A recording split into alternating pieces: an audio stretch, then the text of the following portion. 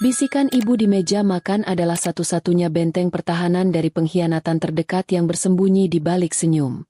Sebelum kita mulai lebih lanjut, yuk, tekan tombol suka, serta tombol subscribe agar tidak ketinggalan kisah menarik lainnya.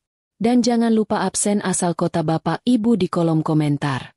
Semoga rezeki kita semua dilancarkan, kesehatan kita diberkahi, dan keluarga kita selalu harmonis dalam lindungannya. Amin. Malam itu, di meja makan besar ini, aku merasa seperti boneka porselen mahal yang ditaruh di antara dua macan kelaparan. Lampu kristal di atas kami memantulkan cahaya kuning keemasan yang seharusnya terasa hangat, namun bagiku terasa dingin, seperti sorotan lampu panggung drama keluarga yang sudah kutakuti sejak lama. Tangan kiriku diam-diam meremas ujung gaun batik sutra yang sengaja kupakai malam itu, mencoba menyalurkan rasa cemas yang sudah menggerogoti ulu hatiku sejak pukul 4 sore. Suamiku, Raka, duduk di sebelahku dengan ekspresi yang terlalu tenang, sebuah ketenangan palsu yang justru membuatku semakin curiga. Ia memang selalu begitu. Di depan ibunya, Mama Rosa, ia akan bertingkah seperti anak kecil yang patuh, menuruti semua kata-kata ibunya, termasuk rencana-rencana jahat yang belakangan ini sering ia bisikkan padaku. Sejak ayah mertua meninggal setahun lalu, rumah ini terasa seperti medan perang yang tak terlihat, di mana aset, saham, dan sertifikat tanah menjadi senjata utama. Di seberangku, ibuku, Dewi, duduk tegak. Aura keibuannya yang teduh selalu menjadi benteng tak kasat mata bagiku. Aku tahu ibu datang dengan hati berat. Dia bukan penggemar acara makan malam formal, apalagi yang melibatkan Mama Rosa dan pembahasan tentang warisan yang selalu memicu drama. Ibu hanya menunduk sedikit, sesekali menyesap air mineral, dan matanya tidak pernah benar-benar lepas dari gerak-gerik suamiku. Kami memang sepakat, sejak suamiku mulai menunjukkan tanda-tanda serakah, kami harus lebih waspada. Jadi, dokumen terakhir sudah ditandatangani. Suara Mama Rosa memecah keheningan, menusuk telinga seperti pecahan kaca.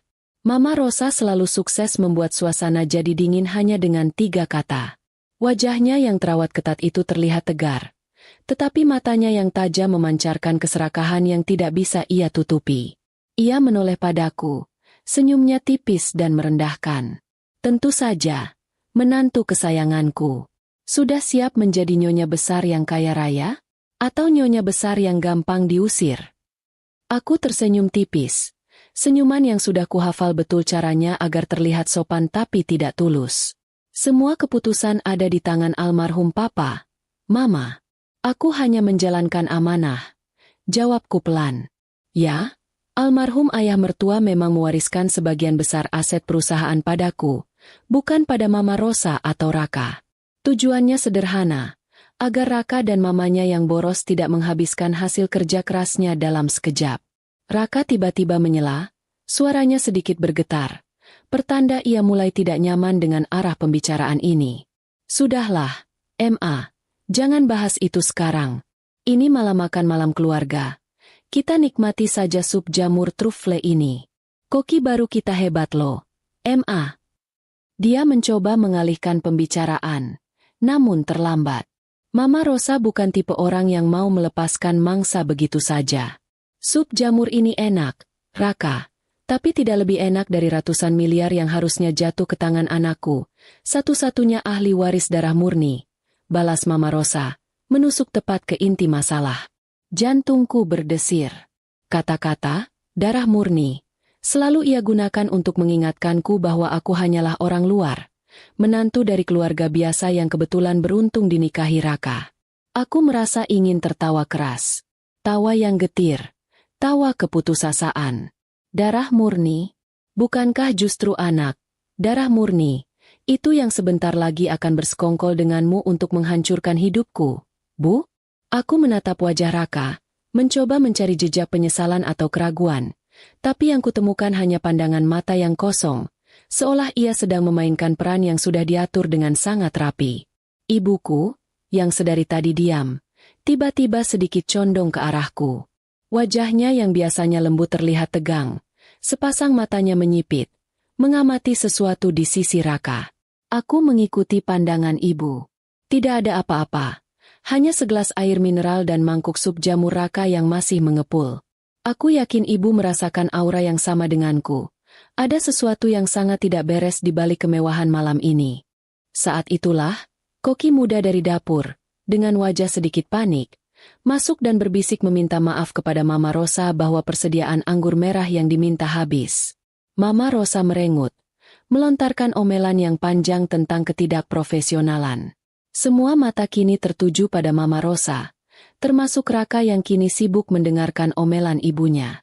Kesempatan itu, hanya sepersekian detik ketika semua perhatian teralihkan, dimanfaatkan oleh ibuku. Tiba-tiba, tangannya yang lembut menyentuh pahaku di bawah meja, dan bibirnya bergerak mendekat ke telingaku.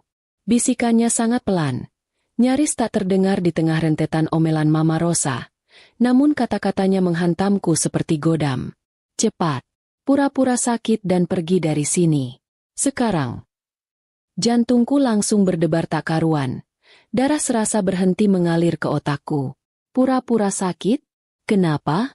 Aku menoleh cepat ke arah ibu. Matanya tidak berbohong. Ada ketakutan yang nyata, urgensi yang mendesak, dan peringatan tanpa kata yang sangat jelas. Ibu pasti melihat sesuatu. Sesuatu yang sangat berbahaya. Aku panik dan kebingungan, tetapi instingku sebagai anak mengatakan untuk tidak membantah ibuku. Ibuku tidak pernah bercanda tentang hal-hal seperti ini. Jika ibu menyuruhku lari, itu berarti ada bahaya di ujung meja ini. Aku merasakan desakan mendadak untuk berdiri dan pergi, sebelum aku sempat berpikir lebih jauh tentang alasan di balik perintah itu. Aduh, kepalaku pusing sekali. Aku memegang keningku dengan tangan gemetar, berusaha membuat ekspresi tertekan. Suaraku terdengar sedikit lemah, namun cukup keras untuk menghentikan omelan Mama Rosa. Mama Rosa dan Raka langsung menoleh. Ekspresi mereka, tidak ada empati. Mama Rosa hanya menatapku dengan tatapan bosan, seolah aku sedang mengganggu acaranya. Kenapa lagi, menantu? Pura-pura sakit untuk menghindari pembahasan warisan? Jangan berdrama. Katanya dengan nada mencibir, sama sekali tidak percaya.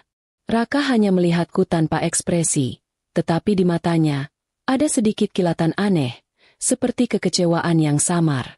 Kekecewaan karena rencananya mungkin terganggu? Atau kekecewaan karena aku tidak akan menghabiskan sup jamur di hadapanku? Sungguh, perutku juga mulai mual. Aku harus ke kamar sekarang, kataku, memaksa diriku berdiri. Aku tahu, jika aku tetap di sini, aku akan membahayakan diriku. Perintah ibuku adalah prioritas. Aku tidak menunggu jawaban. Aku memaksakan diri berjalan cepat meninggalkan ruang makan, tanpa menoleh lagi. Aku bisa mendengar Mama Rosa mendengus kesal dan Raka berbisik padanya, mungkin mencoba menenangkannya. Di balik pintu, aku menarik napas panjang, bersandar sebentar di dinding, mencoba menenangkan jantungku yang berpacu. Aku tidak langsung naik. Aku tahu aku tidak boleh terlalu jauh. Aku harus tahu apa yang dilihat ibuku.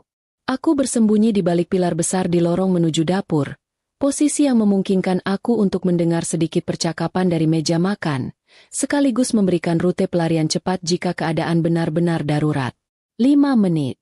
Hanya 5 menit berselang setelah aku kabur dari meja makan. Suara-suara di ruang makan tiba-tiba berubah. Keheningan yang sempat ada setelah kepergianku kini pecah.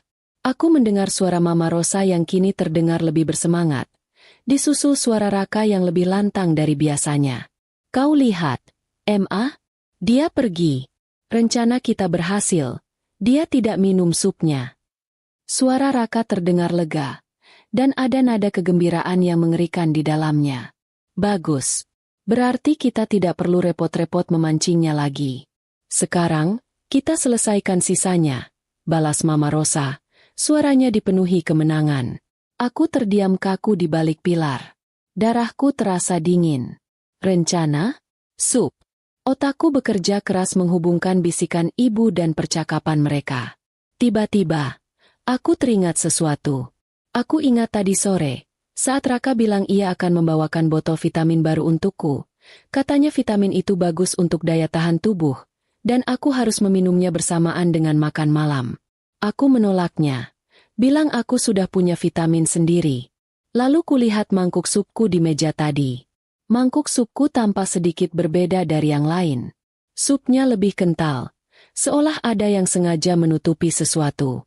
Ibuku pasti melihat Raka melakukan sesuatu pada mangkuk supku saat semua perhatian teralihkan. Mereka meracuniku. Pikiran itu menghantamku dengan kekuatan penuh. Suami dan ibu mertuaku bersekongkol untuk membunuhku demi warisan, agar seluruh aset jatuh ke tangan Raka setelah aku tiada. Pengkhianatan ini terasa lebih menyakitkan daripada racun apapun. Namun, aku tidak bisa tenggelam dalam kesedihan. Aku harus kembali. Ibuku masih di sana. Jika mereka berencana meracuniku, mungkin mereka juga akan menyakiti ibuku karena telah mengagalkan rencana mereka.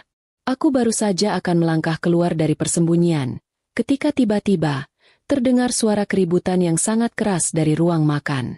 Bukan lagi percakapan, tetapi teriakan, suara barang pecah, dan jeritan yang melengking. Itu suara Raka. Jeritan itu penuh dengan kepanikan, ketakutan, dan kengerian yang tak terkendali. Mama, kenapa ini? Kenapa Mama yang kena? Aku berhenti total.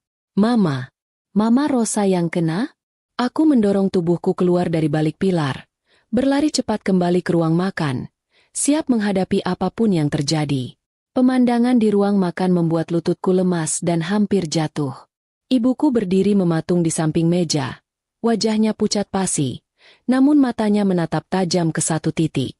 Raka berlutut di lantai marmer, wajahnya dipenuhi air mata dan keringat. Di depannya, Mama Rosa tergeletak di lantai, tubuhnya kaku, wajahnya sudah membiru dan mangkuk sup jamur yang kental terbalik di sampingnya. Mangkuk itu adalah mangkuk yang seharusnya untukku. Sup itu tertukar. Racun yang disiapkan untukku, malah membunuh Mama Rosa. Raka mendongak. Matanya yang merah dan penuh kepanikan kini tertuju padaku. Ekspresi terkejutnya seketika berubah menjadi amarah yang liar dan histeris. Ia menunjukku dengan tangan gemetar yang berlumuran sup. Kau yang menukarnya, kan? Kau sengaja menukar sup itu. Dasar pembunuh licik, teriaknya. Tuduhan keji itu menyambutku saat aku baru saja tiba di tempat kejadian. Aku terdiam, tak mampu berkata-kata. Semua terjadi begitu cepat. Ibuku yang menyelamatkanku, rencana jahat yang terungkap, dan kini, tuduhan pembunuhan di tengah kekacauan perebutan warisan. Makanan malam terakhir itu menjadi awal dari mimpi buruk yang akan mengubah seluruh hidupku. Aku menatap Raka, suamiku, yang menuduhku di samping jenazah ibunya sendiri. Aku tahu, ini bukan hanya tentang warisan lagi. Ini adalah upaya terakhirnya untuk menutupi kejahatan yang sudah ia rencanakan, dengan menjadikanku sebagai kambing hitam. Saat aku berdiri kaku di balik pilar lorong itu, setiap detik terasa seperti jarum jam yang berdetak di kepalaku.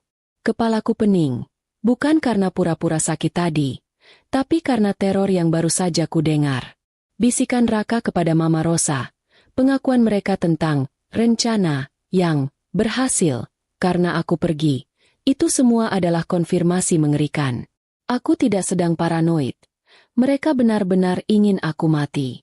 Tiba-tiba, bisikan ibuku kembali terngiang, membuatku kembali ke kenyataan. Cepat, pura-pura sakit dan pergi dari sini. Sekarang. Perintah itu adalah penyelamat hidupku. Sebuah keajaiban yang berasal dari naluri seorang ibu. Aku harus tahu, bagaimana ibu bisa tahu? Bagaimana ibu bisa melihat sesuatu yang luput dari perhatianku? Aku ingat kembali saat kami duduk di meja makan. Mama Rosa sibuk mengomel tentang anggur. Raka pura-pura mendengarkan. Semua mata tertuju pada drama minor yang dibuat Mama Rosa. Tapi ibuku, dia tidak melihat Mama Rosa. Matanya fokus pada Raka dan mangkuk sup di depannya. Mungkinkah ibu melihat Raka bergerak cepat, hanya sepersekian detik, menambahkan sesuatu ke dalam mangkuk supku? Itu satu-satunya penjelasan yang masuk akal. Mungkin ibu melihat pantulan kilat dari botol kecil atau bubuk yang ditaburkan. Kecepatan reaksi ibuku saat itu memintaku segera lari tanpa penjelasan, menunjukkan betapa mendesaknya situasi itu. Rasa terima kasihku bercampur dengan rasa bersalah yang menusuk. Aku meninggalkannya di meja makan. Aku harus segera kembali. Ibu tidak tahu kalau rencana itu sudah dijalankan. Dia hanya tahu aku sudah aman keluar dari ruangan itu. Jika mereka berdua tahu ibu yang menggagalkan rencana mereka, apa yang akan mereka lakukan pada ibuku? Ketakutan itu mendorongku keluar dari persembunyian. Aku berlari cepat, kembali ke ruang makan. Niatku hanya satu, menarik ibuku keluar dari sana secepat mungkin, sebelum Raka dan Mama Rosa menyadari apa yang sebenarnya terjadi. Namun, baru saja aku akan berbelok ke ruang makan, teriakan Raka yang memekakan telinga sudah menyambutku. Teriakan, "Ma! Mama! Kenapa ini? Kenapa Mama yang kena?" Membuat langkahku terhenti, seolah kakiku terpaku pada lantai dingin. Terdengar suara dentingan sendok dan mangkuk porselen yang pecah di lantai. Jantungku mencelos, bukan karena ketakutan, tapi karena kebingungan yang absolut. Mama Rosa?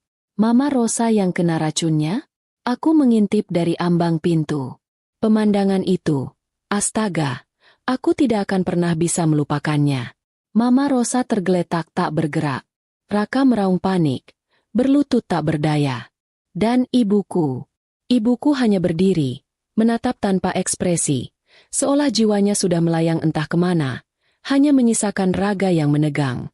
Aku melangkah masuk, tidak lagi bersembunyi. Aku harus melindungi ibuku. Aku harus mencari tahu apa yang terjadi.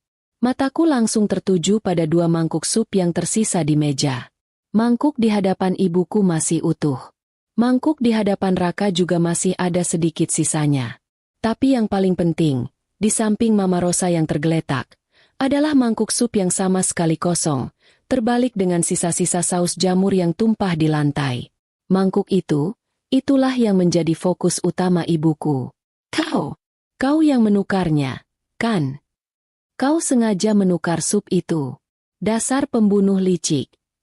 Tuduhan Raka membuatku sadar bahwa ini adalah jebakan baru. Dia tidak peduli dengan kematian ibunya. Dia hanya takut rencana jahatnya terbongkar dan warisan itu melayang. Ia butuh kambing hitam. Dan kambing hitam itu adalah aku. Aku menatap ibuku. Dia kini perlahan menoleh padaku. Matanya masih menyimpan guncangan, tapi ada ketegasan di sana. Dia menggelengkan kepala dengan sangat pelan, nyaris tak terlihat, seolah memberitahu aku tidak melakukan apa-apa.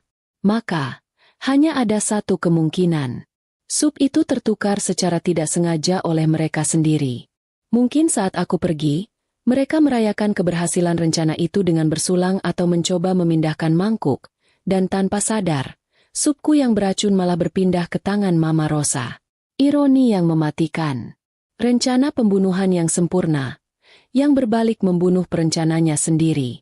Aku tidak menukar apa-apa, Raka. Kataku, suaraku tenang. Jauh lebih tenang dari perasaanku. Aku pergi karena ibu menyuruhku. Aku tahu kalian berencana jahat. Omong kosong. Kau berbohong. Raka berdiri. Matanya melotot gila. Kau tidak ingin aku dapat warisan itu. Kau cemburu. Kau pasti menyuap ibu kandungmu itu untuk menukar supnya. Aku terkejut. Dia tidak hanya menuduhku, tapi dia juga menyeret ibuku. Aku melangkah maju, menghalangi pandangan Raka ke arah ibuku. Aku bilang aku tidak tahu apa-apa. Kami baru tahu kalian berencana meracuniku. Tanyakan pada dirimu, Raka, siapa yang mendapat keuntungan terbesar jika aku mati malam ini? Raka terdiam, wajahnya tiba-tiba pucat, menyadari ia telah berbicara terlalu banyak. Keributan di lorong sudah pasti menarik perhatian pelayan dan penjaga keamanan. Aku bisa mendengar langkah kaki panik berlarian di lantai atas. Aku harus segera bertindak. Ibu, ayo kita panggil polisi, kataku pelan pada ibuku, masih menjaga kontak mata dengan Raka yang kini tampak seperti anak kecil yang tertangkap basah. Polisi. Raka tertawa hampa, tawa yang mengerikan. Silakan.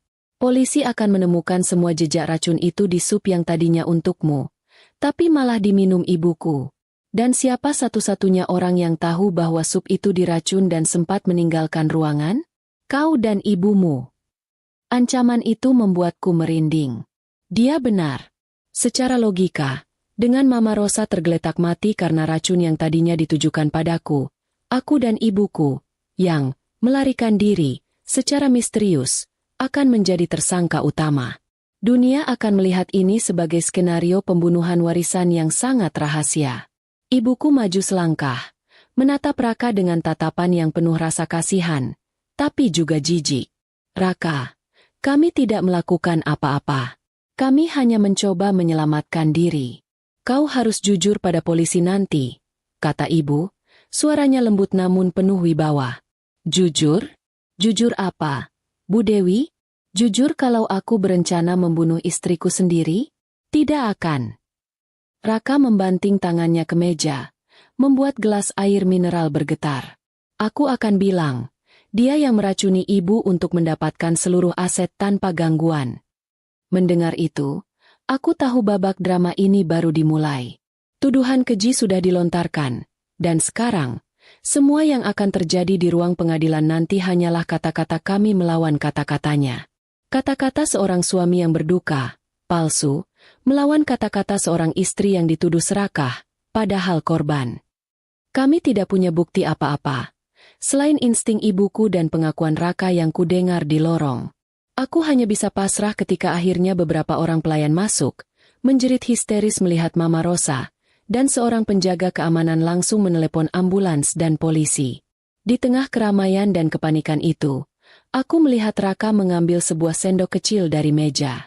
Ia menyekanya dengan serbet, kemudian menyimpannya cepat-cepat di saku celananya. Sebuah detail kecil, tetapi aku yakin itu adalah sendok yang ia gunakan untuk mengaduk racun ke dalam supku. Dia sedang berusaha menghilangkan jejak. Aku tahu aku harus menceritakan detail ini pada polisi. Aku harus menceritakan bisikan ibuku, pengakuan Raka di lorong, dan kini, sendok yang disembunyikan itu.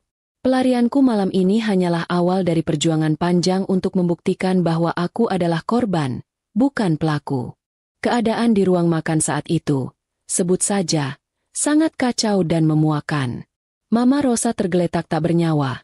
Raka meraung-raung di sampingnya seperti anak kecil yang kehilangan mainan kesayangan, bukan karena duka, tapi karena ketakutan. Ibuku berdiri seperti patung batu. Wajahnya yang pucat mencerminkan trauma menyaksikan kematian tragis yang seharusnya menimpaku. Sementara aku hanya bisa merasakan seluruh darah di tubuhku mendidih, antara amarah yang membakar dan rasa syukur yang menyesakan. Aku melangkah maju, tanganku dengan cepat meraih tangan ibuku. Tangan ibu terasa dingin dan gemetar. Aku menggenggamnya erat, mencoba menyalurkan kekuatan. Di tengah kekacauan itu, aku tidak boleh hanya diam. Aku harus tegas. Aku harus menghadapi Raka yang histeris dan membalikan semua tuduhan keji yang ia lemparkan. Jangan sentuh dia. Jangan sentuh ibuku. Suara Raka tiba-tiba melengking, memutus semua rencanaku. Ia bangkit. Wajahnya merah padam. Ekspresi duka yang ia tunjukkan pada Mama Rosa kini sepenuhnya hilang, digantikan oleh kemarahan yang ditujukan padaku. Kau pembunuh licik. Ulangnya lagi, kali ini lebih keras, sambil menunjukku. Kau pikir aku tidak tahu? Kau ingin seluruh aset ayahku. Kau menggunakan ibu kandungmu untuk menukar sup itu saat aku dan Mama sibuk mengurus anggur. Kau sengaja membuat ibu sakit pura-pura untuk mencari waktu menukar racunnya. Tuduhan itu benar-benar konyol, seolah ia sedang mendiktekan skenario sinetron murahan yang ia buat sendiri. Tapi, itu adalah skenario yang akan ia jual kepada polisi, kepada masyarakat, dan kepada siapapun yang akan menyelidiki kasus ini. Skenario di mana aku adalah menantu beracun yang serakah. Aku menatap matanya dalam-dalam, mencoba mencari sisa-sisa suami yang pernah mencintaiku, tapi tak kutemukan apa-apa.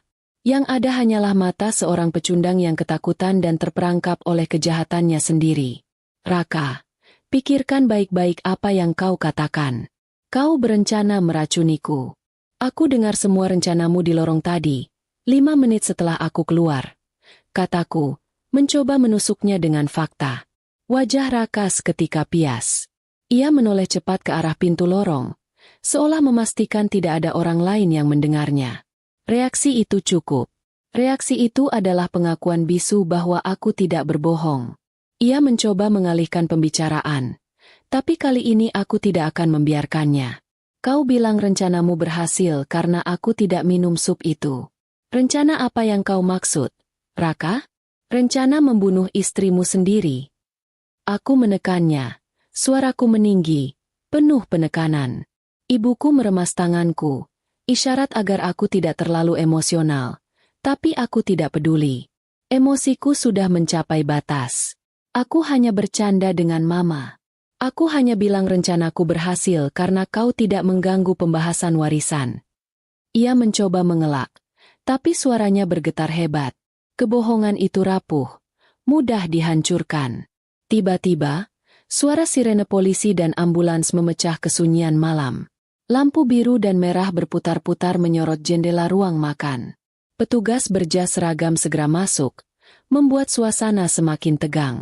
Seluruh pelayan, yang kini berkumpul di pintu, disuruh mundur. Seorang petugas senior, yang sepertinya seorang inspektur, dengan tenang mendekati meja makan. Matanya menelusuri ruangan, dari jenazah Mama Rosa, mangkuk sup yang tumpah, hingga ke wajah kami bertiga. Siapa yang pertama menemukan? Tanyanya. Suaranya berat dan profesional. Saya, Pak. Saya suaminya. Ibu saya baru saja pingsan dan meninggal. Dan dia. Raka segera menunjukku dengan histeris. Dia pelakunya. Dia yang menukar sup beracun itu. Tuduhan Raka membuat semua mata, termasuk mata polisi, tertuju padaku. Aku merasakan beban tuduhan yang begitu berat. Seolah aku benar-benar baru saja melakukan kejahatan keji. Ibuku maju selangkah. Tidak, Pak Polisi. Itu tidak benar, kata ibuku. Suaranya kembali stabil dan tegas. Putri saya adalah korban. Suami dan almarhumah berencana meracuninya. Saya yang menyuruh putri saya pergi agar dia selamat. Kedua cerita yang saling bertolak belakang itu membuat inspektur itu menatap kami secara bergantian. Dia mengangguk pelan, seolah sudah terbiasa dengan drama keluarga seperti ini. Ia kemudian menginstruksikan anak buahnya untuk mulai mengamankan TKP dan mengambil foto.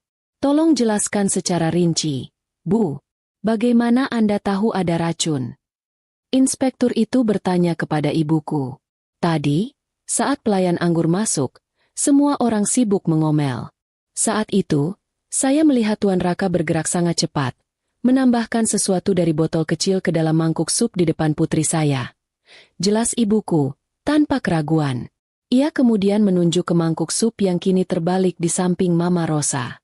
Mangkuk yang diminum almarhumah itu adalah mangkuk yang tadinya di depan putri saya. Entah bagaimana, mangkuk itu tertukar. Wajah Raka kembali pucat pasi. Ia menggeram pelan, mencoba menyela. Bohong. Kau bohong, Bu Dewi. Itu adalah cerita karangan yang kalian buat agar warisan itu utuh menjadi milik kalian. Aku tidak bisa menahan diri lagi. Aku harus memberikan jeda emosional, sesuatu yang bisa memecah kebekuan ini, setidaknya untuk sesaat, sebelum kami tenggelam lebih dalam ke dalam pusaran penyelidikan. Raka, kau ini kenapa sih? Sup jamur itu mahal. Loh, koki kita baru, gajinya juga mahal. Kataku, dengan nada sedikit tertekan. Semua orang terdiam, menatapku aneh. Raka terlihat bingung, dan inspektur itu mengernyitkan dahi. Aku melanjutkan, sambil menyeka air mata yang sebenarnya sudah menumpuk. Maksudku, kalau kalian mau aku cepat pergi, kenapa tidak suruh aku diet saja? Bilang supnya mengandung kolesterol tinggi atau kalorinya 1000. Kenapa harus pakai racun? Sayang tahu. Sup trufle semahal itu harus dibuang begitu saja. Bukankah Mama Rosa selalu mengajarkan kita untuk tidak boros? Ada keheningan singkat, lalu beberapa petugas polisi sedikit tersentak, mencoba menahan senyum. Bahkan inspektur itu terlihat seperti menahan napasnya untuk tidak tertawa. Ya, humor itu sedikit aneh, pikirku, tapi setidaknya itu memecah ketegangan gila yang mencekik ini. Maaf, Pak Inspektur, kataku cepat, kembali serius. Tapi, poin utamanya adalah, aku bersumpah aku adalah korban. Aku dengar pengakuan Raka di lorong, 5 menit setelah aku keluar dari sini. Inspektur itu menghela napas. Baik, Nona, kami akan proses semua keterangan. Tolong jangan sentuh apa-apa lagi. Tuan Raka, Anda juga. Kami akan melakukan tes forensik dan memeriksa semua rekaman CCTV. Jika benar ada rencana jahat, kami akan mengetahuinya. Aku tahu, kunci dari semua ini adalah rekaman CCTV. Rumah ini, seperti rumah mewah lainnya, dilengkapi CCTV di setiap sudut, termasuk, yang kusyukuri, di dekat meja makan dan di lorong yang kupergunakan untuk bersembunyi. Aku melihat Raka semakin panik. Dia terus mengusap sakunya, tempat ia menyembunyikan sendok itu. Aku tahu, petunjuk penting terletak pada benda kecil itu, yang mungkin masih memiliki sisa-sisa racun. Tiba-tiba, salah seorang petugas memegang mangkuk sup yang tertuang di lantai dengan sarung tangan. Ia mencium aromanya sedikit, lalu menunjuk ke sisi mangkuk. Pak Inspektur, ada residu bubuk yang tidak larut sempurna di dasar mangkuk ini. Baunya aneh, katanya. Raka langsung mundur selangkah. Wajahnya kehilangan semua warna. Ia tahu, permainan sudah berakhir. Bukti fisik sudah ditemukan.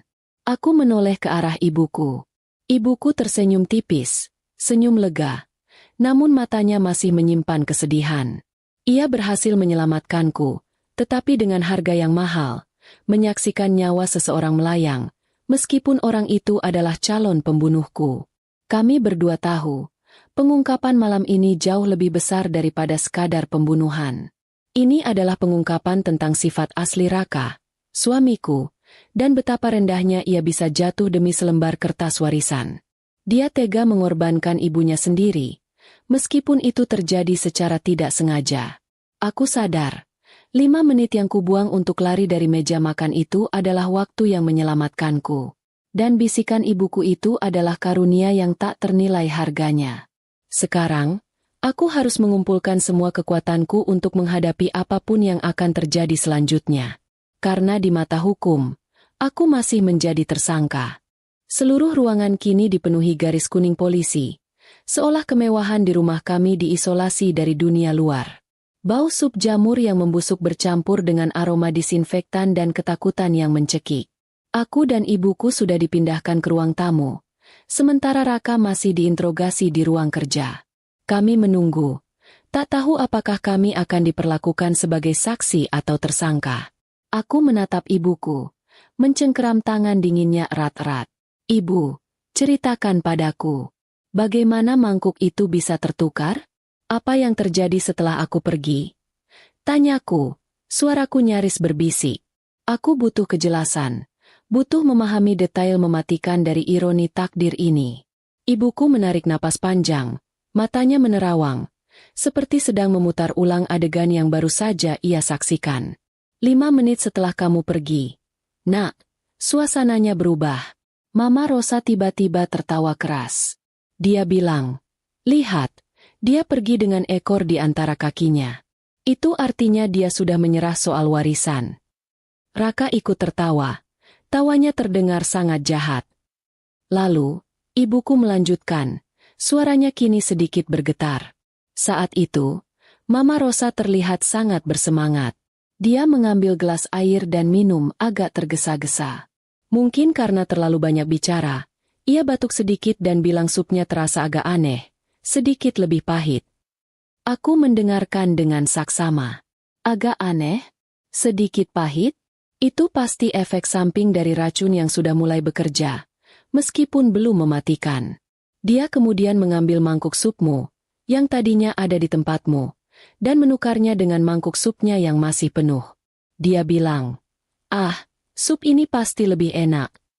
Mangkukmu yang beracun itu lalu dia ambil dan dia letakkan di depan dirinya sendiri. Semua terjadi begitu cepat, dalam sepersekian detik. Jelas ibuku, matanya kini menatapku dengan rasa ngeri. Aku terdiam. Jadi, kecerobohan yang sangat kecil, sepele, dan konyol yang dilakukan Mama Rosa lah yang merenggut nyawanya. Bukan aku, bukan ibuku, tapi dirinya sendiri. Ia menukar mangkuknya dengan mangkuk yang sudah diracuni Raka, tanpa sengaja, hanya karena ia merasa supnya sendiri terasa agak pahit. Aku hampir tertawa, tapi tawa itu tercekat di tenggorokan, berubah menjadi isakan kecil. Ironi ini benar-benar menghancurkanku. Pria yang sudah kuanggap sebagai suamiku, berencana membunuhku demi harta, dan racun itu malah memakan ibunya sendiri, hanya karena Mama Rosa salah mengambil mangkuk sup. Dunia macam apa ini? Raka tidak sadar, Bu? Tanyaku. Dia sibuk minum air dan tidak memperhatikan. Baru saat Mama Rosa meminum sup itu, dan tubuhnya tiba-tiba membiru, Raka panik luar biasa. Jawab ibuku. Awalnya Raka mengira Mama Rosa hanya akting, karena dia sering berlebihan. Tapi saat Mama Rosa mulai kejang, Raka langsung berteriak. Jangan, Ma, itu punya Anissa. Dia berteriak. Sup yang itu untuk Anissa. Kata-kata ibuku seolah menampar wajahku. Jadi, Raka benar-benar tahu. Ia tahu racun itu ada di mangkuku. Dan ia hanya mengungkapkan itu setelah semuanya terlambat. Setelah ia melihat ibunya sendiri meminumnya. Kepanikan itu membuat rahasia mereka terbongkar dengan sendirinya. Aku menggenggam tanganku erat-erat, mencoba menahan air mata dan amarah. Itu adalah pengakuan yang paling menyakitkan yang pernah kudengar. Raka, di detik-detik terakhir kehidupan ibunya, secara tidak sengaja mengakui niat jahatnya sendiri. Di tengah keheningan, ibuku mencondongkan tubuhnya ke arahku. Kamu tahu, Nak, saat Raka berteriak itu, aku langsung sadar. Aku tahu persis kenapa aku harus menyuruhmu lari. Aku bersyukur instingku menyelamatkanmu. Tapi sekarang, ibu dan aku, kita akan dituduh. Bu, kataku, suaraku serak. Raka sudah menuduh kita di depan polisi. Dia akan memutarbalikkan cerita. Dia akan bilang, kita tahu supnya beracun karena kita yang menaruhnya. Lalu kita menukarnya dengan sengaja. Ibuku tersenyum lagi. Kali ini senyumnya sedikit lebih tenang. Senyum seorang ibu yang siap menghadapi badai. Biarkan saja. Nak, cerita itu tidak akan kuat. Polisi sudah melihat ekspresi panik Raka. Dan yang paling penting, racun itu ada di sup yang tadinya untukmu. Mereka akan mencari motif dan siapa yang mendapat keuntungan terbesar dari kematianmu. Bukan dari kematian Mama Rosa. Aku mengangguk. Mencoba menerima logika yang kejam ini. Mereka merencanakan pembunuhan yang sempurna, namun kecerobohan dan ketamakan mereka sendiri yang membuat rencana itu hancur. Ini adalah hukum karma yang bekerja dengan cara yang paling ironis dan tragis. Tiba-tiba, seorang petugas mendekati kami, wajahnya serius. Nona Anissa, Tuan Raka ingin bertemu dengan Anda sebentar, di hadapan kami. Dia sangat ingin bicara. Aku menoleh ke arah ibuku. Ibuku mengangguk. Hadapi dia. Nak, jangan takut. Kamu adalah korban. Kamu tidak melakukan apa-apa. Aku berdiri, meluruskan gaunku, dan berjalan menuju ruang kerja, tempat Raka menungguku. Jantungku berdebar lagi, tapi kali ini bukan karena ketakutan, melainkan karena keinginan untuk berhadapan dengan suamiku, yang kini kuanggap sebagai orang asing yang berbahaya. Saat aku masuk, Raka duduk di sofa. Wajahnya kuyu dan hancur, tidak hanya karena duka, tapi juga karena rasa bersalah dan ketakutan akan penjara. Di depannya, inspektur dan seorang petugas lainnya duduk mengawasi. Anissa, dengarkan aku, kata Raka, suaranya parau. Dia mencoba meraih tanganku. Tapi aku menariknya cepat. Aku mohon. Kita berdua yang harus disalahkan. Tapi kita bisa menutupinya. Kita bilang saja. Mama yang bunuh diri karena stres warisan. Kita bilang kita tidak tahu apa-apa soal racun. Apa? Aku benar-benar terkejut. Raka ingin menutupi semuanya. Bahkan memalsukan alasan kematian ibunya sendiri. Hanya untuk melindungi dirinya dari konsekuensi rencana pembunuhannya. Kita lakukan ini demi warisan, Anissa. Demi aset kita. Kalau kita jujur, polisi akan menyita semuanya. Kita akan kehilangan segalanya. Bisiknya, matanya memohon, dipenuhi ketamakan yang tak tahu malu. Aku menatapnya dengan jijik yang mendalam. Aku tidak percaya pria ini pernah menjadi suamiku. Ia sudah kehilangan jiwanya. Ia bahkan tidak peduli dengan kematian ibunya sendiri. Yang ia pikirkan hanyalah aset dan uang. Raka, kataku, suaraku rendah dan dingin. Aku tahu semuanya. Aku dengar kau bilang rencanamu berhasil karena aku pergi. Aku dengar kau berteriak bahwa sup itu untukku, bukan untuk ibumu. Dan aku tahu kau menyembunyikan sendok yang kau gunakan untuk meracuniku. Aku tidak akan pernah bersekongkol dengan seorang pembunuh. Wajah Raka kembali pucat.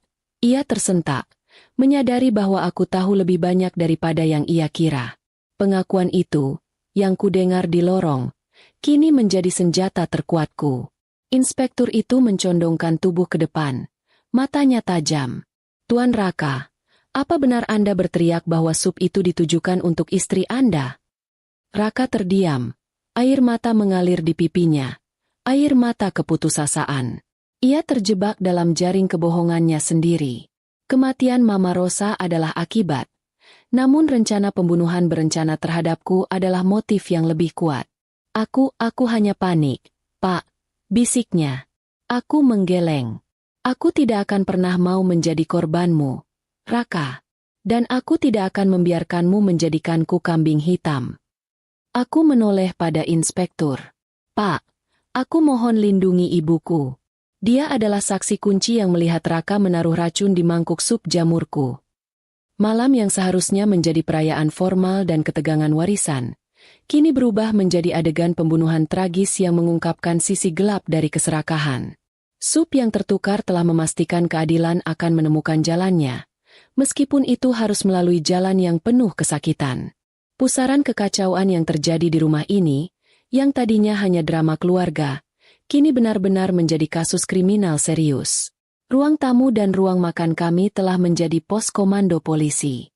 Seluruh pelayan sedang diinterogasi. Aku dan ibuku sudah memberikan keterangan awal, tapi kami tahu itu belum cukup. Kami harus menghadapi badai yang akan datang. Raka, yang tadinya memohon padaku di ruang kerja, kini keluar dengan wajah penuh kebencian dan keputusasaan. Ia berjalan melewati ruang tamu, matanya menatapku dengan tajam, seolah aku adalah penyebab tunggal dari semua penderitaannya. Kau belum selesai denganku, Anissa, teriaknya saat ia dibawa oleh dua petugas. Suaranya bergema di rumah yang besar dan sunyi itu. Polisi akan tahu siapa pembunuh yang sebenarnya. Kau dan ibumu yang merencanakan semua ini. Kalian ingin seluruh warisan dan membunuh Mama. Tuduhan itu menghantamku lagi, bertubi-tubi, seperti serangan yang tak henti. Aku tahu, di tengah kejatuhannya, Raka akan melakukan segala cara untuk menyeretku bersamanya. Ia tidak punya apa-apa lagi selain kebohongannya yang keji. Aku menoleh pada ibuku. Wajahnya terlihat lelah, tapi matanya masih menyala. Aku sudah siap. Nak, mereka pasti akan memanggil kita ke kantor polisi besok. Kita akan ceritakan semua dari awal. Kita ceritakan detail kecilnya. Katanya, menggenggam tanganku. Aku mengangguk. Detail kecil. Ya, itu kuncinya.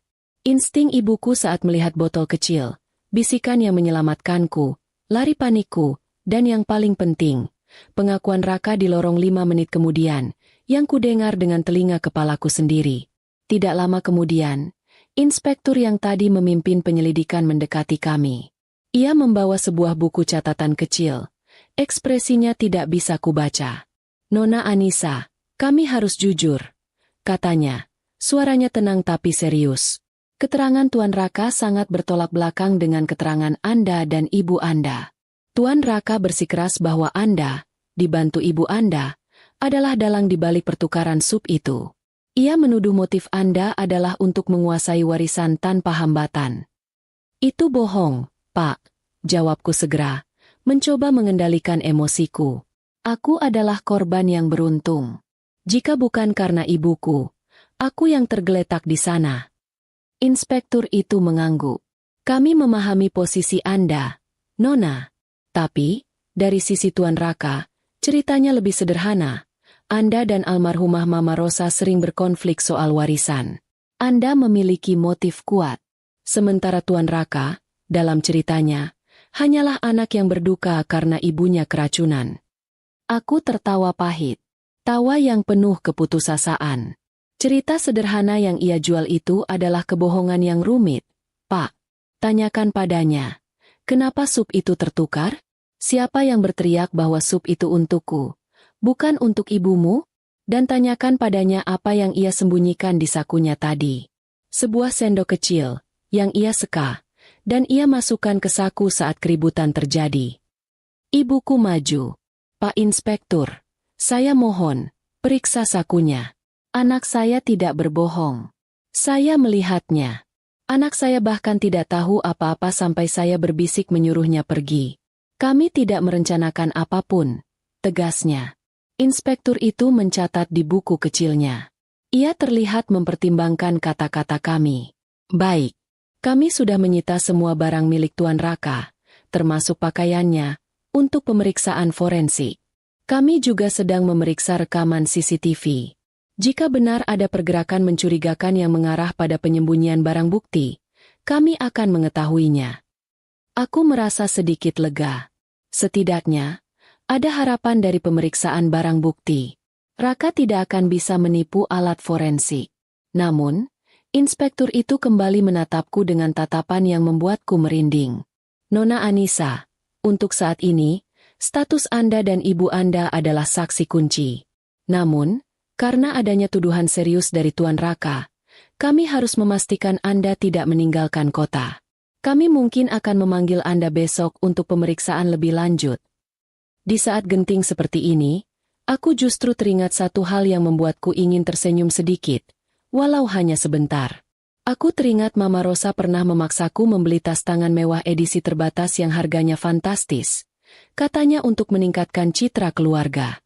Tas itu terbuat dari kulit yang sangat mahal, dan aku benci menggunakannya karena terlalu mencolok. Aku menoleh ke arah ibuku. Bu, ingat tas yang Mama Rosa paksa aku beli itu? Yang kulitnya aneh itu. Ibuku mengernyitkan dahi. Kenapa teringat itu? Nah, di saat seperti ini. Tidak apa-apa, Bu. Hanya teringat, Mama Rosa itu sangat boros. Kataku pelan, memecah kebekuan di antara kami berdua. Padahal, kalau uangnya dipakai beli tanah di desa, kan lebih bermanfaat. Kan? Aset itu harusnya menjadi warisan yang menghasilkan. Bukan untuk hobi koleksi tas. Ibuku tersenyum tipis. Senyum yang sedikit melegakan. Iya, Nak. Itu memang kelemahan Mama Rosa. Dia selalu berpikir kalau tas mahal bisa menutupi hati yang kotor. Momen humor kecil itu berlalu cepat. Digantikan oleh kenyataan pahit. Aku tahu, Raka menuduhku hanya karena ia takut kehilangan uang. Takut kehilangan status sosial, dan takut menghadapi konsekuensi dari rencana yang ia buat sendiri. Dia ingin menyeretku ke jurang bersamanya. Pak Inspektur, kataku, kembali pada petugas itu. Aku ingin membuat pernyataan resmi. Aku ingin menceritakan kembali semua yang terjadi, termasuk alasan pertengkaran kami selama ini, dan motif perebutan warisan itu. Aku sadar, sudah waktunya berhenti bertahan. Sudah waktunya menyerang, dengan satu-satunya senjata yang kumiliki, kebenaran. Aku harus membuka semua aib keluarga ini, semua intrik kotor di balik kekayaan mereka, demi membuktikan bahwa aku tidak bersalah. Inspektur itu mengangguk. Ia melihat ketegasan di mataku. Baik, Nona Anissa. Besok pagi, kita mulai dari awal. Dan jangan coba-coba menghubungi Tuan Raka atau siapapun yang terlibat. Rumah ini akan kami awasi. Malam itu, aku dan ibuku tidur di kamar yang berbeda, di rumah yang sama, tapi terasa seperti di penjara. Aku memejamkan mata, memeluk guling. Di balik semua tuduhan, kebohongan, dan kengerian, aku bersyukur. Bersyukur karena bisikan ibuku telah memberiku kesempatan kedua untuk hidup, dan untuk berjuang membuktikan bahwa cinta seorang ibu jauh lebih kuat dari keserakahan yang mematikan. Di pagi yang dingin, dengan sisa-sisa garis kuning polisi masih menempel di beberapa perabot, Aku dan ibuku sudah berada di kantor polisi. Suasana di kantor ini jauh berbeda dari kemewahan rumah kami. Disinilah, di ruang interogasi yang sederhana, aku harus menelanjangi semua aib dan intrik keluarga yang selama ini kututup rapat. Inspektur di depanku meminta kami menceritakan akar masalah ini, bukan hanya kejadian semalam. Aku mengambil napas dalam-dalam, siap menyelami kembali masa lalu yang menyakitkan. Semua dimulai setahun yang lalu, Pak. Tepat setelah ayah mertuaku meninggal. Kataku, suaraku kini lebih stabil, lebih tenang. Ayah mertua, almarhum Papa Dharma, adalah sosok yang sangat bijaksana dan pekerja keras. Dia yang membangun seluruh kerajaan bisnis ini dari nol. Tapi, ia juga tahu betul karakter anak dan istrinya. Papa Dharma sudah melihat gelagat boros Mama Rosa dan sifat Raka yang mudah terpengaruh dan malas bekerja. Papa Dharma sudah seringkali bertengkar hebat dengan Raka dan Mama Rosa, terutama menjelang akhir hayatnya, karena mereka terus mendesak untuk mendapatkan akses ke rekening perusahaan. Papa Dharma membuat keputusan yang sangat mengejutkan sebelum meninggal. Pak, jelasku. Di surat wasiat terakhir, Papa Dharma mewariskan sekitar 70% saham perusahaan dan beberapa aset properti yang bernilai strategis kepadaku, Anissa, bukan kepada Raka atau Mama Rosa. Inspektur itu mencatat dengan cepat. Ia menoleh padaku, ekspresinya terkejut. Kenapa kepada Anda, Nona Anissa? Bukankah Tuan Raka adalah anak kandungnya? Ya, Pak. Alasan Papa Dharma sederhana. Beliau percaya hanya aku yang punya integritas untuk menjaga warisan ini agar tidak hancur dan dijual habis dalam waktu singkat. Jawabku. Papa Dharma sudah melihat bagaimana Mama Rosa menghabiskan uang untuk barang-barang mewah yang tidak perlu, dan Raka yang hanya peduli pada pesta dan mobil mahal. Sejak saat itulah, rumah tangga kami terasa seperti api di dalam sekam. Mama Rosa dan Raka menyembunyikan kebencian mereka dengan senyum palsu. Dendam Mama Rosa padaku bukan hanya tentang uang, tapi juga harga diri. Dia tidak bisa menerima bahwa menantunya, yang dianggapnya orang luar, lebih dipercaya dan lebih dihormati oleh suaminya sendiri daripada dirinya. Mama Rosa melihatku sebagai duri dalam daging. Ia sering melontarkan sindiran pedas, mulai dari cara berpakaianku yang dianggapnya tidak selevel, sampai pada keluarga kandungku yang dianggapnya biasa saja. Dendam lama ini semakin membara karena warisan. Ia percaya bahwa aset itu adalah hak mutlak Raka, dan aku hanyalah perampas yang menggunakan pesona untuk memengaruhi Papa Dharma. Dia bahkan pernah mengancamku. Pak, kataku, suaraku tercekat. Beberapa bulan lalu, Mama Rosa pernah berkata padaku, kau mungkin dapat warisan itu, Anissa, tapi kau tidak akan bisa menikmatinya lama. Di dunia ini, segala cara halal dilakukan untuk merebut kembali yang seharusnya menjadi milik kita. Raka, di sisi lain, tidak punya keberanian untuk melawan keputusan ayahnya. Namun, ia sangat tergiur dengan gaya hidup mewah yang bisa ia dapatkan jika semua aset itu menjadi miliknya. Ia mulai berubah, bersikap dingin padaku, dan terus mendesakku untuk menandatangani surat pengalihan aset. Ketika aku menolak, Raka mulai bersekutu dengan mamanya. Semua ini tentang angka, Pak.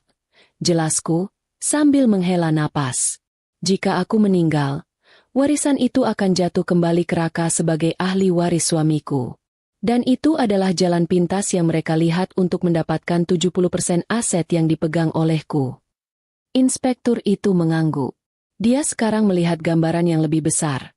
Ini adalah pembunuhan berencana dengan motif warisan yang sangat jelas. Raka dan Mama Rosa bersekongkol untuk membunuhku agar Raka mendapatkan kembali kontrol penuh atas aset ayahnya. Aku menoleh pada ibuku, yang duduk di sebelahku dengan kepala tegak. Ibuku selalu menjadi perisai emosional bagiku. Dia tahu betapa seringnya aku menangis karena tekanan dari Mama Rosa. Bu Dewi, Anda sebagai ibu kandung, pasti melihat semua ketegangan ini, tanya inspektur kepada ibuku. Ibuku tersenyum lembut. Senyum khasnya yang menenangkan.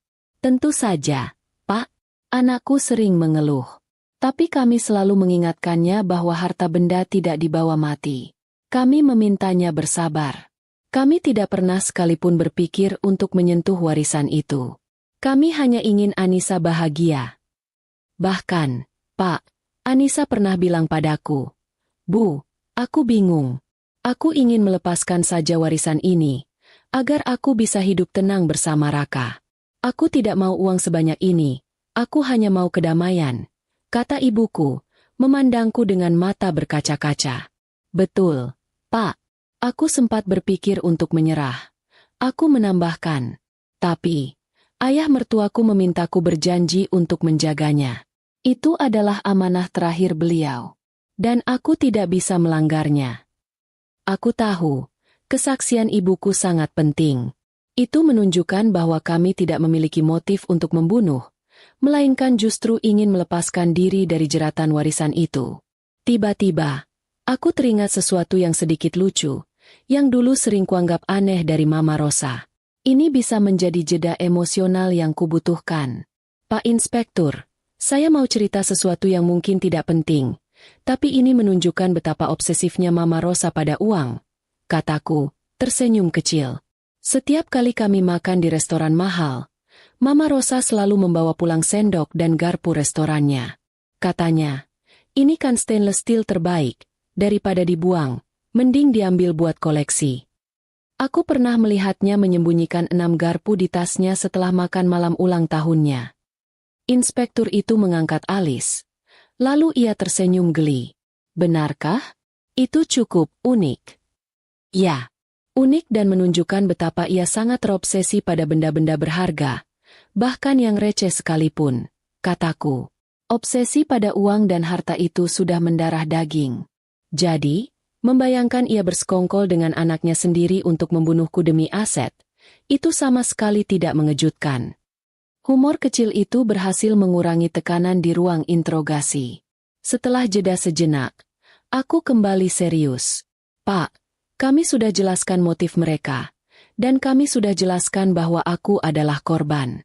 Kami hanya punya satu senjata, rekaman CCTV dan hasil forensik dari sendok yang disembunyikan Raka, kataku, mendesak. Jangan khawatir, Nona Anissa, kata inspektur itu, menutup bukunya. Tim kami sedang bekerja.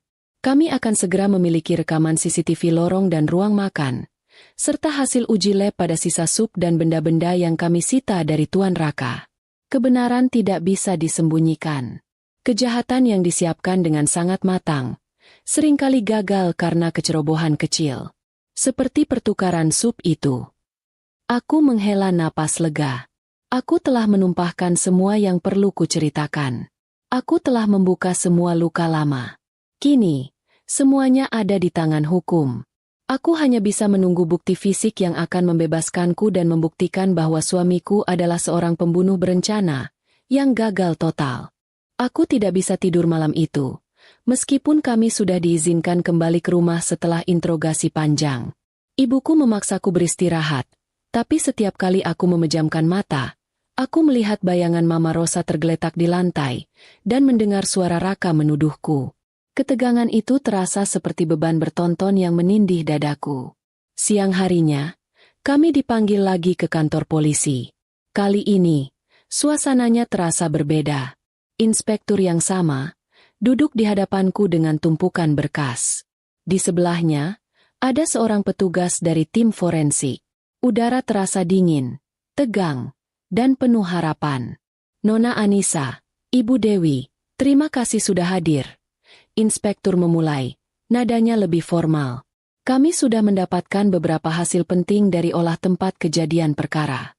Hasil ini akan menjadi kunci untuk menentukan siapa yang jujur dan siapa yang berbohong. Jantungku berdebar tak karuan. Aku menatap ibuku, yang membalas tatapanku dengan tenang, memberikan kekuatan tanpa kata. Pertama, hasil uji lab terhadap sisa sup jamur. Lanjut inspektur, membuka berkas di depannya. Kami menemukan zat mematikan dosis tinggi di dalam sup. Zat ini adalah racun yang kuat dan cepat bekerja.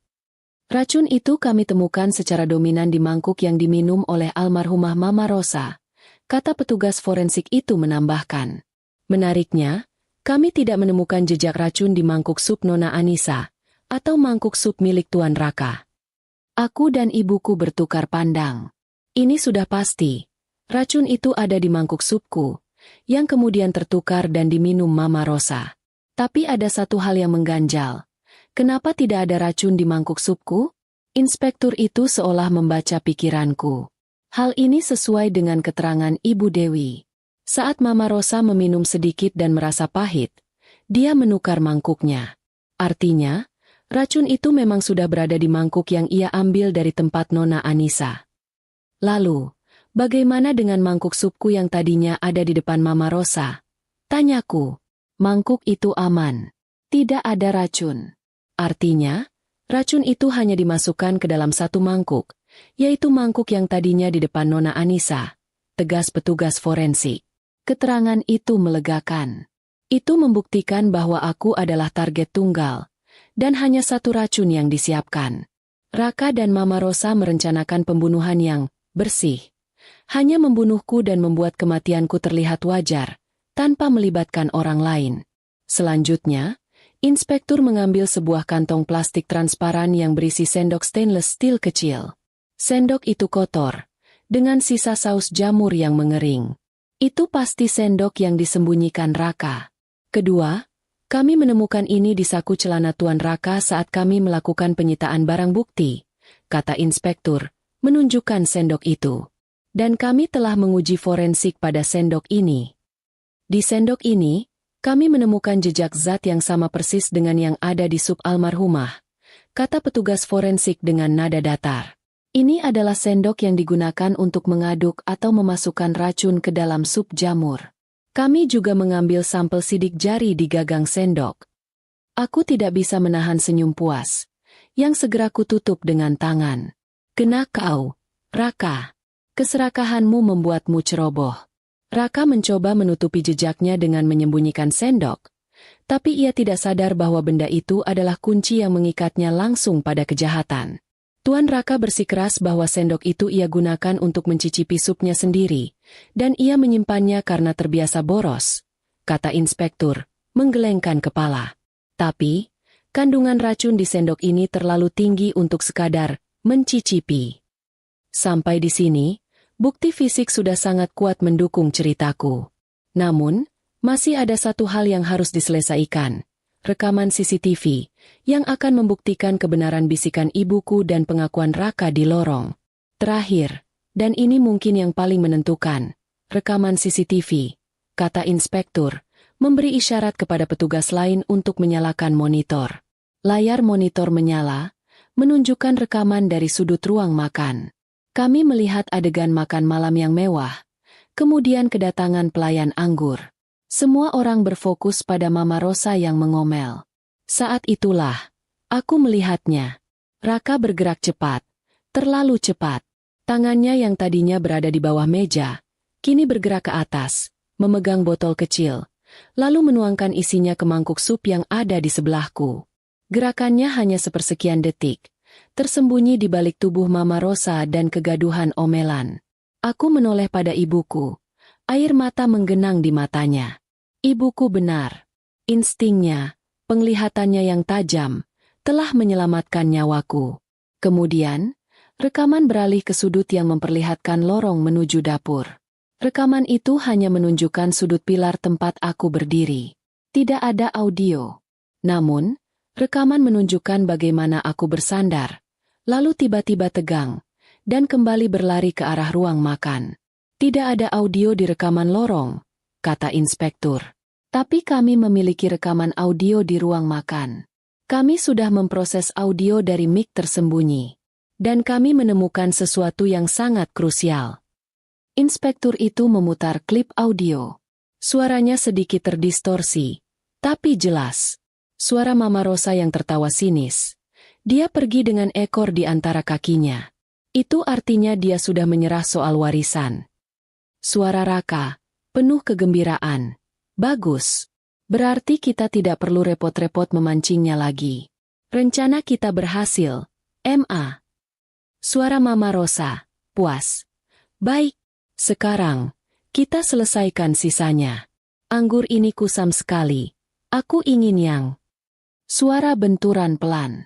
Suara Raka, panik. MA, kenapa supnya? Jangan. MA. Itu punya Anissa. Jeritan keras. Suara barang pecah. Keheningan total menyelimuti ruang interogasi. Aku menutup wajahku dengan kedua tangan. Tangisku pecah. Bukan tangisan kesedihan, tapi tangisan lega dan kemarahan. Raka telah mengikat dirinya sendiri dengan kata-katanya. Bukti itu tidak terbantahkan. Inspektur itu menatapku dengan tatapan kasihan, tetapi juga hormat. Nona Anissa, rekaman audio ini, ditambah dengan jejak racun pada sendok Tuan Raka, sudah cukup untuk mendakwa Tuan Raka dengan pembunuhan berencana terhadap Anda, meskipun yang meninggal adalah ibunya sendiri. Keterangan Anda dan Ibu Dewi sepenuhnya terbukti benar. Aku menghapus air mata, menatap ibuku yang kini juga menangis lega. Kami selamat. Kebenaran, melalui bukti fisik yang kuat, telah terungkap. Aku teringat betapa lucunya Mama Rosa saat ia memaksaku membeli cincin berlian baru yang super besar. Padahal cincin lamanya masih sangat bagus. Ia selalu mengatakan, kita harus terlihat berharga. Pak Inspektur, kataku, mencoba mengalihkan pikiran dari trauma yang baru terungkap. Saya lega. Tapi, apakah Anda sudah menemukan di mana Raka membeli racun itu? Apakah dia juga sudah menghabiskan banyak uang untuk itu? Inspektur itu tersenyum kecil. Nona Anissa, itu detail yang akan kami ungkap nanti. Yang jelas, Tuan Raka saat ini tidak bisa mengelak lagi. Dia telah mengkhianati Anda, dan dia telah menyebabkan kematian ibunya sendiri karena keserakahan yang membutakan. Aku menatap ibuku, memeluknya erat-erat. Pertarungan baru saja dimulai di meja hijau, tapi setidaknya, aku sudah memenangkan pertarungan di ruang interogasi ini. Aku bukan lagi tersangka. Aku adalah korban yang selamat. Setelah bukti-bukti kunci dari forensik dan rekaman audio disajikan, Raka dipanggil untuk diinterogasi ulang.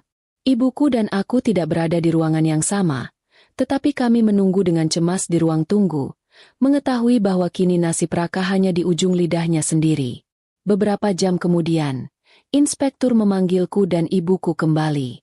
Wajah inspektur itu terlihat lelah, tapi ada kepuasan profesional di sana. Aku tahu, sesuatu yang besar baru saja terjadi. Nona Anissa, Ibu Dewi, saya punya kabar, kata inspektur, memberi isyarat agar kami duduk. Setelah kami tunjukkan bukti fisik racun pada sendoknya, rekaman video ia menuangkan sesuatu ke sup Anda, dan klip audio di mana ia panik dan berteriak bahwa sup itu untuk Anda, Tuan Raka akhirnya menyerah. Aku merasakan seluruh tubuhku lemas. Penantian ini sudah berakhir.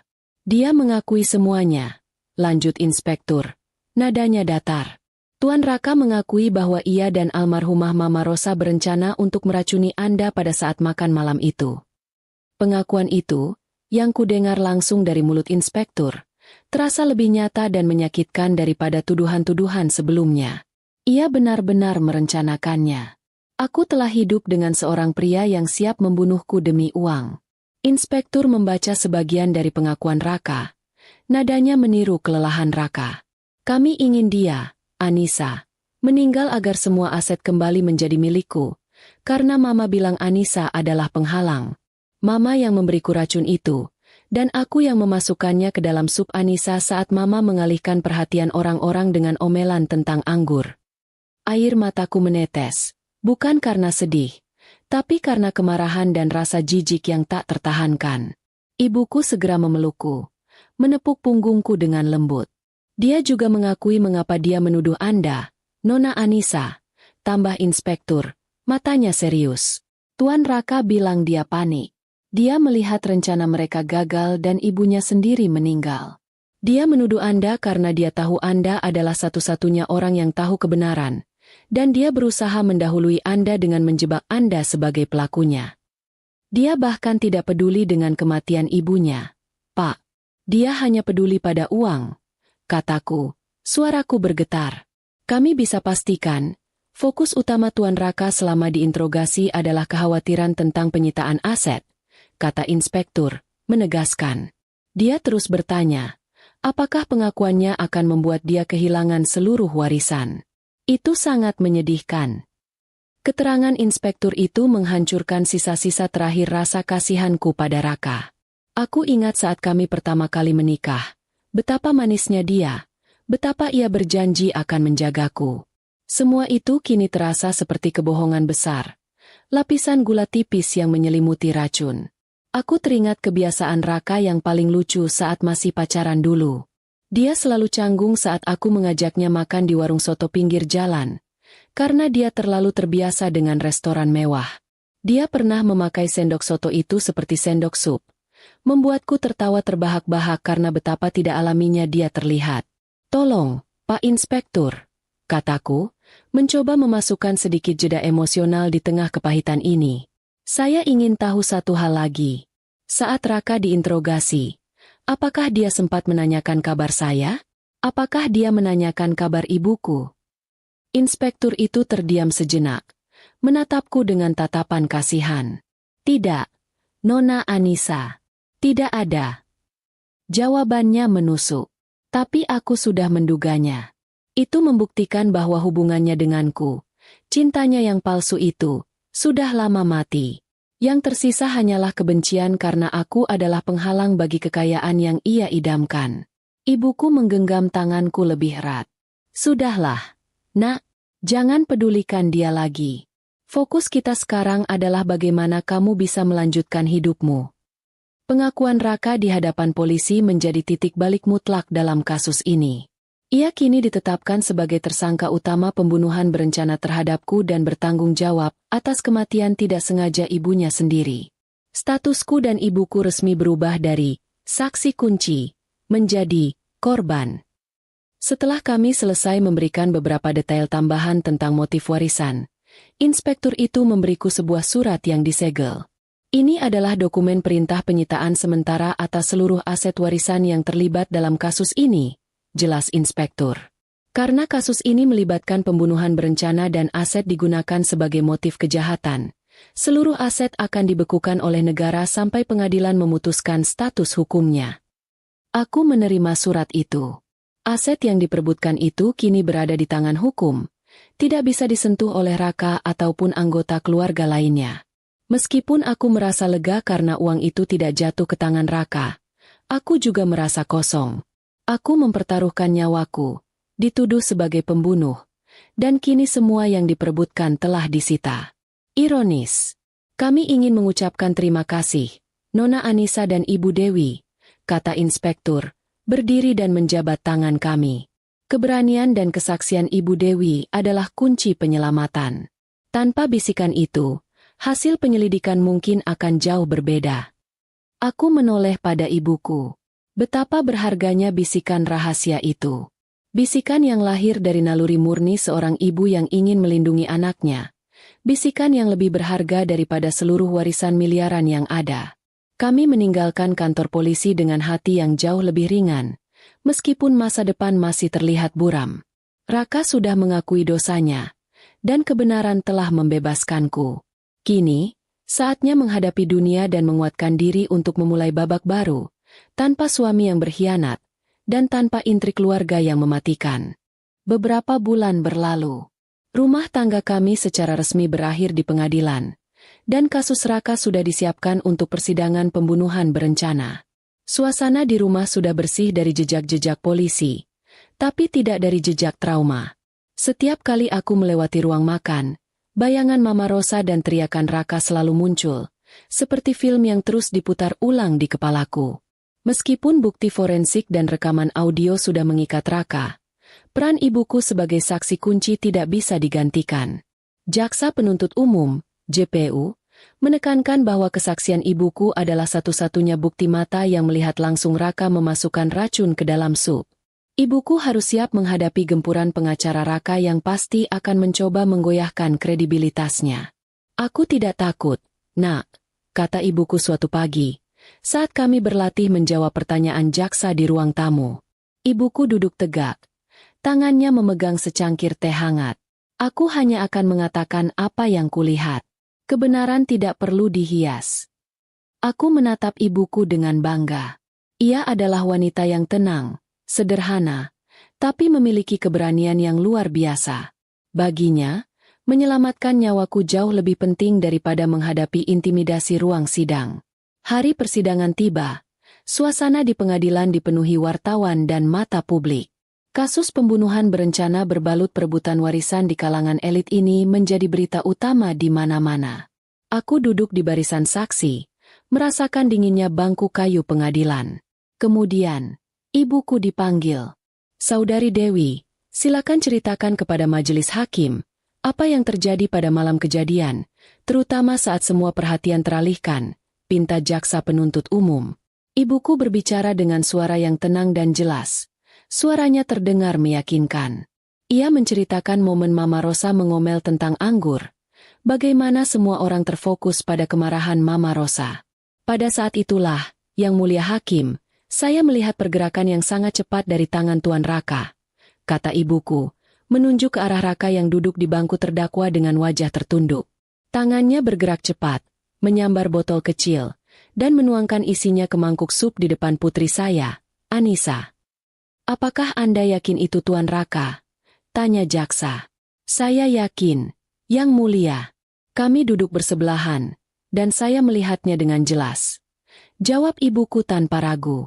Kemudian, ibuku sampai pada momen paling penting, bisikan rahasia itu. Saya panik. Saya tidak tahu pasti apa isinya.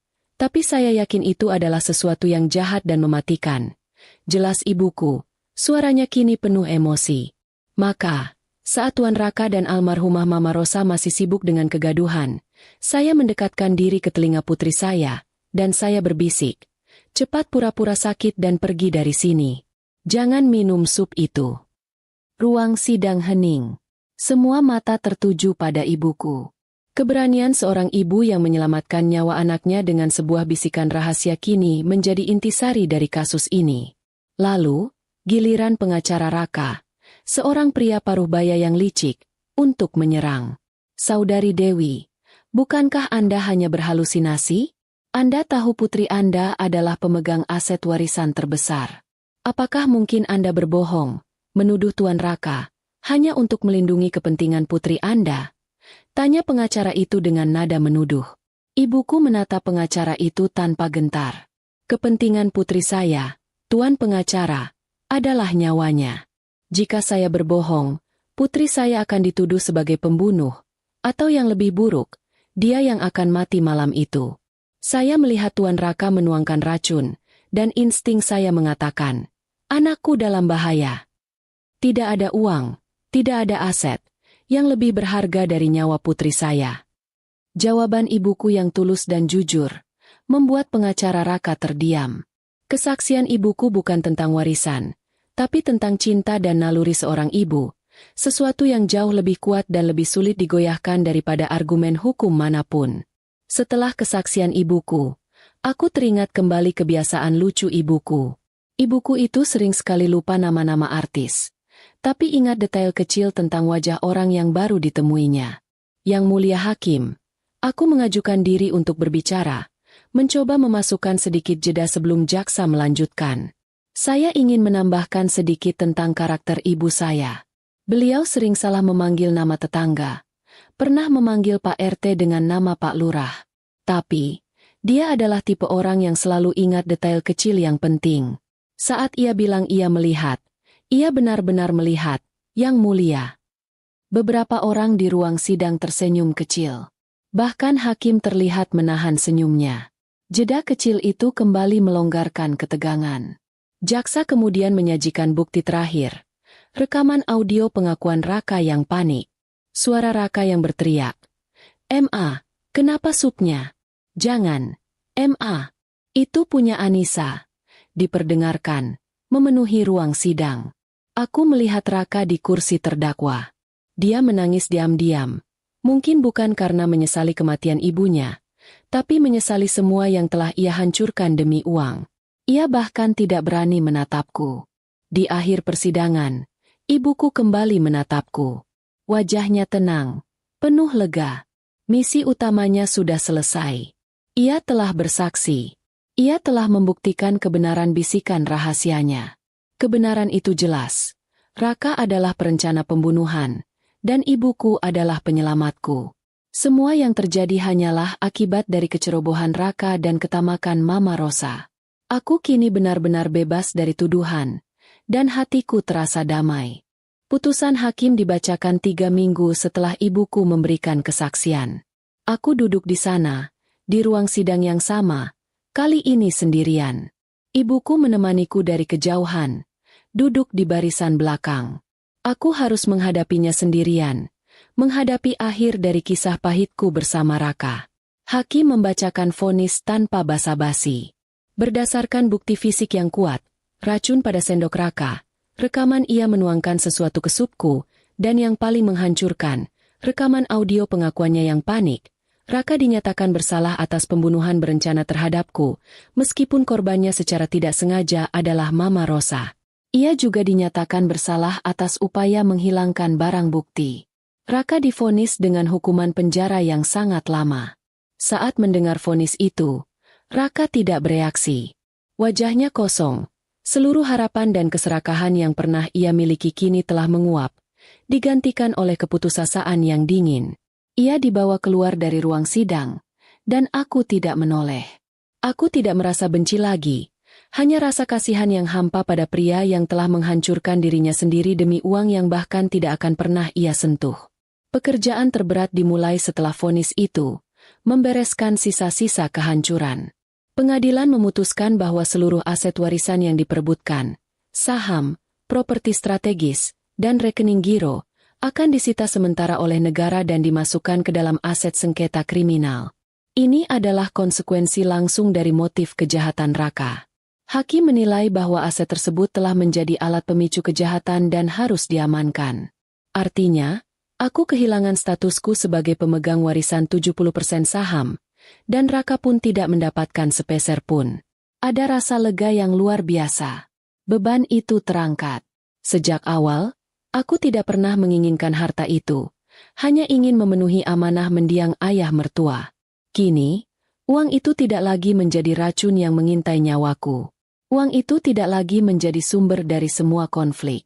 Aku teringat kebiasaan Mama Rosa saat sedang stres. Dia selalu menumpuk perhiasan emasnya di atas meja rias, menghitungnya berulang kali, katanya agar merasa aman. Dia percaya bahwa kekayaan material adalah satu-satunya penenang. Betapa ironisnya, kekayaan itu pulalah yang membunuhnya dan memenjarakan anaknya. Keputusan pengadilan juga mengembalikan semua aset pribadi yang kudapatkan sebelum pernikahan dan yang tidak terkait dengan warisan utama.